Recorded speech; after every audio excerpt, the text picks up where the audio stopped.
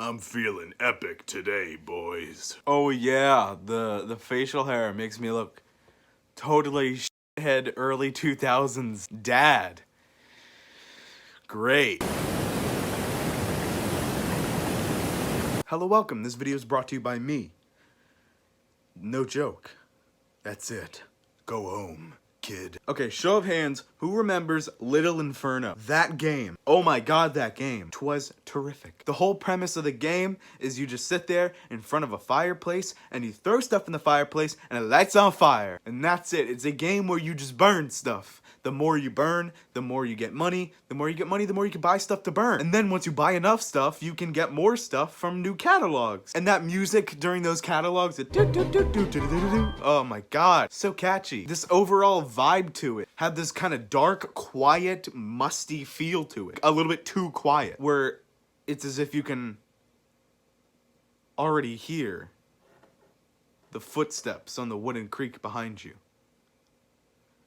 But you would get these letters from the weatherman, from your neighbor, from an old lady. Your neighbor would give you occasional items. And these characters, through the letters, would just provide a story while you're sitting there. Because all you're doing is sitting in front of a fireplace. And the game would give you achievements and extra money if you comboed some stuff that you lit on fire together. And oh my god, some of these are so clever. And just funny. There were so many of them too. Like if you put a mini nuke and a manly razor together in the fire pit and burn it, you would get the achievement nuclear shave. If you burn a drill chain and an email, you get a chain email. There were just little cheeky things. Oh, it was so cute. And mostly all of these items had their own thing that they did when they got burnt. Some would explode, some would shoot fire, some would just chill, some would explode like the nuke I mentioned earlier. The style to it was always like teetering the line between too creepy and cartoonish enough. I remember even as a kid, like usually when I would see something like that kind of stylistic and creepy, I wouldn't watch it. I would be scared to watch it. But even as a kid, it still teetered that line, whereas to it being hella creepy, but still not too scary. What I'm mostly referencing is the music video that the game shows you a little bit into the game. And in this, it explains lore as well. Basically, this world that these people are living in are so filled with pollution because of these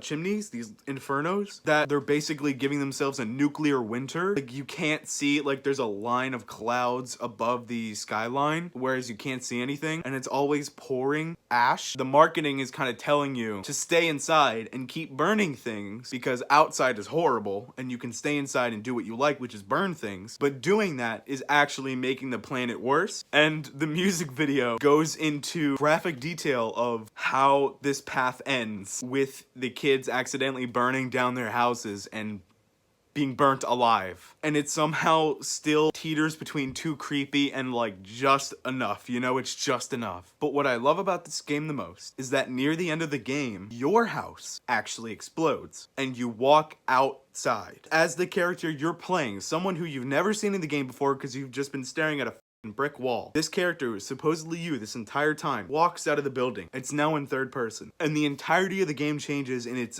controls too. So now you're controlling this character walking around and you are outside. You can see the style of the game makes it so that it looks like you're such a small little kid because you're playing as a kid with these huge peering over towers. And it's constantly falling ash. And you just feel like this little vulnerable child when all you felt was safety from your own home with your little inferno. Because that's all the game's been. And I believe there's multiple endings, but those are very lore-based. This game is so old, virtually, but it still holds terrifically well. Go replay this game. I 100 and dundo condone it. Also, there's this little part where your neighbor supposedly freaking dies and you don't get letters from your neighbor anymore. And it's the most lonely, sad, quiet feeling in the entire game. Ugh, that game is just amazing. That was all of my little rant. Who remembers this game? I do, and it's amazing. Thank you for watching. Subscribe, comment, like, hit the bell, suck my dick. My name is Gusty, and maybe yellow just isn't the color for you. I was chewing gum this entire episode, it gave me a lisp. I'm calling you out, bro. That's my next video. Hey, yo, I'm calling you.